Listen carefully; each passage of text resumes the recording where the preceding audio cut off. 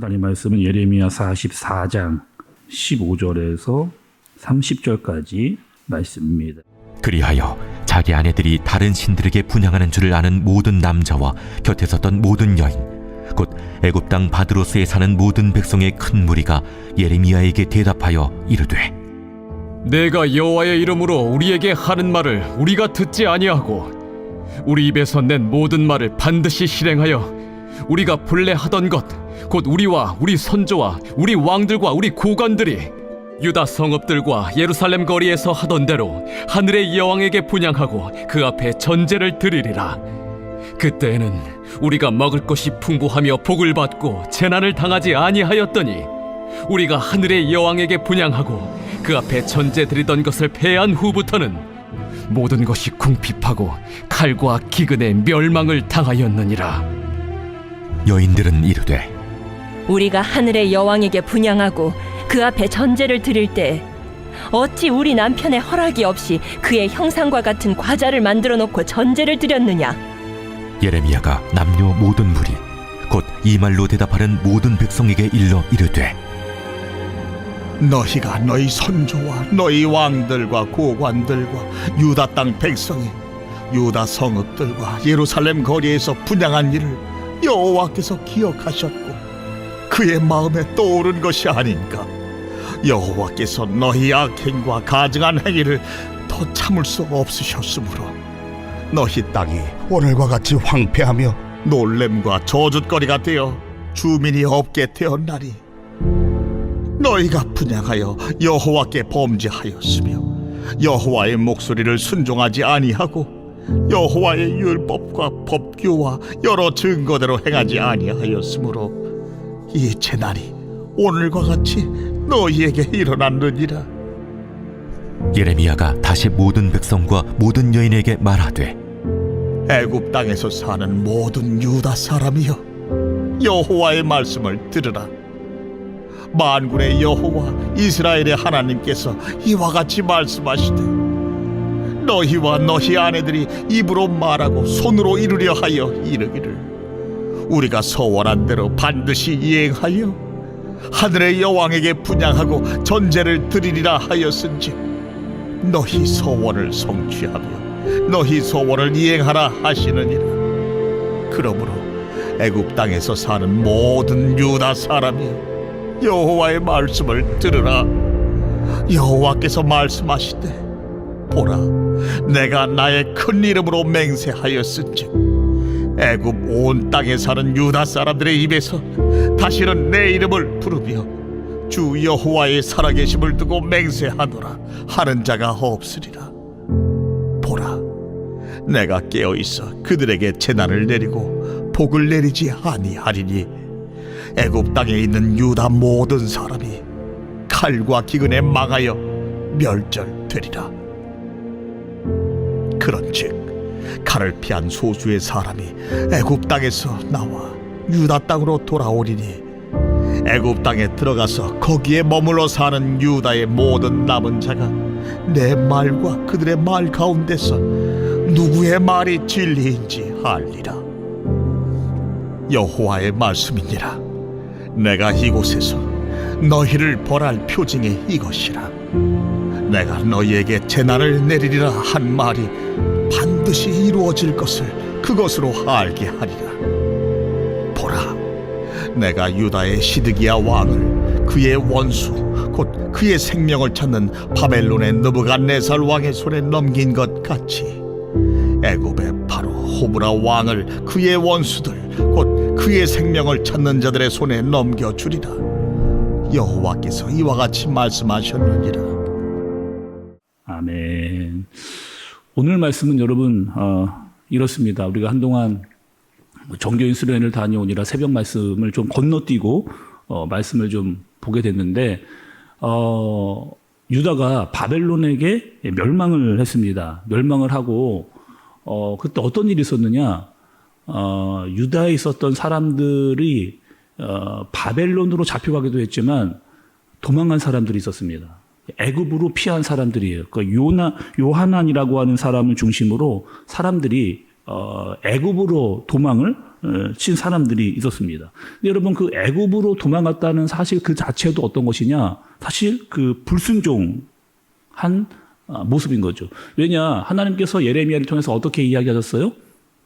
바벨론으로 잡혀가라. 근데 잡혀가는 데는 다 이유가 있었습니다. 그냥 잡혀만 가는 게 아니고 가서 징계를 받겠지만 가서 깨닫고 회개하고 돌아와라라고 하는 하나님의 계획이 다 있음에도 불구하고 끝까지 지금 뭐 하는 것이냐? 나는 살아남겠다. 나는 따라가지 않겠다. 나는 바벨론으로 가지 않겠다라고 끝까지 억지를 부리고 있는 사람들의 모습을 보고 있는 거죠. 그리고 그 요한암과 애굽으로 도망쳤던 사람들이 누구를 또 잡아가느냐?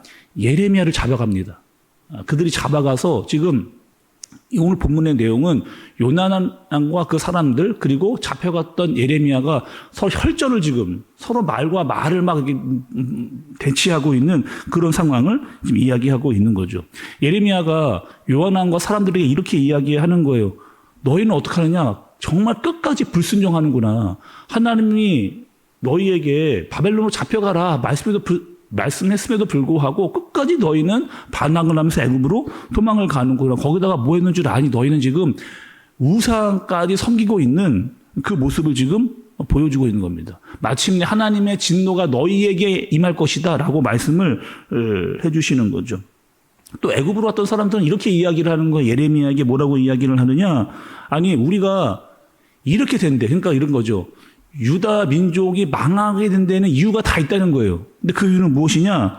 하늘의 여왕에게 분양하지 않았기 때문에. 아니 여러분 지금 애굽으로 돌아온 사람들의 이 태도를 잘 보셔야 되는 거죠. 지금 하나님께 불순종한 것도 모자라서 하나님을 완전히 무시하고 우상을 대놓고 이야기하는, 그리고 불순종을 하면서도 더 이상 부끄러움을 알지 못하는 이 사람들의 모습을 잘 살펴보셔야 됩니다.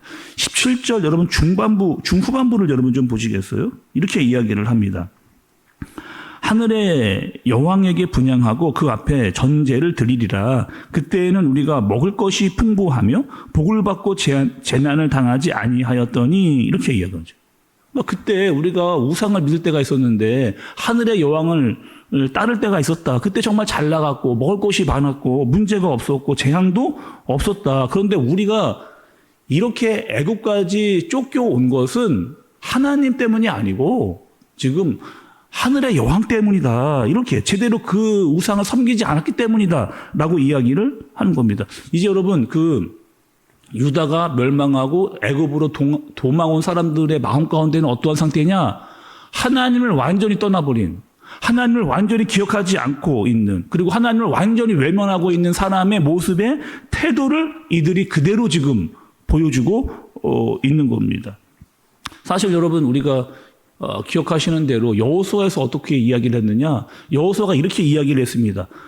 여호수아가 죽으면서까지 이스라엘 백성들에게 반드시 너희는 우상을 섬기지 말고 반드시 하나님을 믿고 의지해라 라고 하는 이야기를 여호수아가 죽으면서까지 이야기를 했거든요. 여호수아 24장 20절 21절을 보면 여러분 한번 잘 한번 들어보세요. 여호수아가 어떻게 이야기를 했느냐? 만일 너희가 여호와를 버리고 이방신을 섬기면 너희에게 복을 내리신 후에라도 돌이켜 너희에게 재앙을 내리시고 너희를 멸하시리라 하니 백성이 여호수아에게 말하되 아니니이다. 우리가 여호와를 섬기겠나이다 하는지라. 이렇게 이야기합니다. 그러니까 여호수아, 모세도 마찬가지고 여호수아도 마찬가지고 자기가 죽을 때까지 그들은 하나님을 정말 너희 온전히 섬겨야 된다라고 이야기했음에도 불구하고 그들이 어떻게 했느냐? 우상을 따라가는, 하나님을 저버리고 자기의 마음대로 살아가는, 하나님만 섬기겠다라고 분명히 고백하고 다짐했음에도 불구하고 그 사실을 잊어버린 채 우상을 따라가는 그 모습을 보게 되는 거죠. 그럼 언제부터 그랬어요? 이 유다 사람들이 언제부터 마음이 변하기를 시작했습니까? 아니 분명히 가나안에 들어오기 직전만 해도 정말 하나님만 의지하겠다고 이야기했던 그들이 가나안에 들어오자마자, 아니 가나안이 우리보다 잘 살고 있는 그 모습을 보자마자 그 마음 가운데 변심이 생겨버리는 그 모습을 우리가 살펴봤잖아요. 우상을 보고 그들의 경제력을 보고 그들의 군사력을 보고 마음이 바뀌어버린, 하나님을 정말 따르겠다라고 했던 마음이 점점점 바뀌어서 우상을 따라가는 그들의 모습을 보게 되는 겁니다. 또 여러분 잘 한번 생각해 보세요. 유다 이스라엘 백성은 하나님께서 애굽에서 끄집어낸 사람들입니다. 또다시 지금 애굽으로 도망 들어가고 있는 그 모습을 보게 되는 거죠. 나는 다시 애굽으로 돌아가겠다. 나는 다시 내가 믿던 우상으로 다시 돌아가겠다라고 하는 모습을 보여주고 있어요. 오늘 말씀을 보면 하나님께서 3가지 심판을 그들에게 내리십니다. 첫 번째는 뭐냐면 너희는 다시는 하나님의 이름을 부르지 못하게 하겠다. 너희는 다시는 하나님의 이름을 부르지 않겠다. 하나님께서 그렇게 징계 저주를 내리시는 거예요. 너희 다 죽을 거야 라고 하나님이 이렇게 이야기하시면서 살아있다 할지라도 너희는 더 이상 내 백성 아니다. 더 이상 너희는 내 백성 아니야 라고 단호하게 하나님께서 이야기를 말씀을 하세요. 아예 단절을 시켜버리신 하나님의 말씀을 보게 됩니다. 두 번째는 너희들이 애굽에 가서 피하겠다고, 너희들이 정말 애굽에 도망가겠다고, 그 애굽 어떻게 할 것이냐, 내가 완전히 무너뜨려 버리겠다. 지금 잠깐 애굽에 숨을 수는 있어도 그 애굽에 들어가서도 그 애굽이 완전히 망하는 꼴을 내가 너희에게 포기하겠다. 그리고 그 애굽의 왕조차 죽는 꼴을 너희가 보게 될 것이다. 이렇게 이야기를 하십니다. 세 번째는 애굽에 들어간 너희들은 대부분 다 죽거나 거의 극소수의 사람만이 남아서 하나님의 심판이 이런 것이다 라고 말하게 될 것이다 라고 하는 이 3가지의 징계, 심판을 하나님께서 말씀을 하시는 겁니다. 오늘 말씀을 보면서 여러분, 애굽으로 도망쳐 온 사람들, 자기의 생각대로 살아남으려고 여기까지 온 겁니다. 그런데 그들은 어떤 사람들이었느냐? 결국 끝까지 하나님의 말씀을 듣지 않고 외면했던 사람들이에요. 하나님의 말씀을 듣지 않고 내 생각과 내 고집대로 살아가겠다라고 도망쳐온 그 사람들인 겁니다. 때론 여러분 우리도 이럴 때가 있잖아요. 내 생각과 내 계획대로 일이 잘 되지 않을 때가 있습니다. 상황적으로 좀 어려울 때가 있잖아요. 때로는 우리가 잘못을 해서 하나님께 징계를 받을 수도 있습니다. 징계 받고 싶지 않지만 때로는 우리가 잘못을 했기 때문에 징계를 받을 때도 있어요. 힘들 때가 있다는 말이죠. 그럴 때 어떻게 해야 되느냐. 여러분, 내 고집, 내 생각, 내 마음대로 또 심지어는 우상까지 잘못된 길로 나가서는 안 되고 나 자신을 좀 돌아봐야죠. 내가 어떠한 모습으로 어떠한 태도를 가지고 있는가를 살펴봐야 됩니다. 하나님은 계속해서 우리에게 말씀하시고 알게 하시고 깨닫게 해주시는데 내 길, 내 마음, 내 계획대로 가고 있지는 않은가 한번 나 자신을 살펴볼 필요가 있다는 겁니다. 때로는 바벨론으로 가게 될 수도 있다는 거예요. 바벨론으로 가면 거기는 뭘 해야 되느냐? 인내해야 됩니다. 견디어내야 돼요. 그리고 거기서 생각을 해야 됩니다. 내가 왜 이렇게 되었는가를 깨닫고 돌아서는, 하나님께 돌아서는 마음을 가져야 된다는 거죠. 오늘 여러분 상황이 이제 우리가 말씀을 앞으로 보게 되면 더 복잡한 상황으로 또 이어지는 것을 우리가 이제 보게 될 겁니다. 그리고 바벨론으로 끌려간 사람들, 애굽으로 피한 사람들, 그리고 예레미야, 이 사람들을 거쳐가면서 어떻게 해야 될 것인가를 우리가 잘 분별해야 되는 거죠. 우리도 또 마찬가지입니다. 이 땅을 살아가면서 우리에게 주어진 상황 가운데 우리가 어떻게 생각하고 판단해야 될지를 하나님의 말씀을 통해서 깨닫고 자신을 잘 돌아볼 수 있는 저와 여러분들 되어지시길 예수님의 이름으로 축복합니다.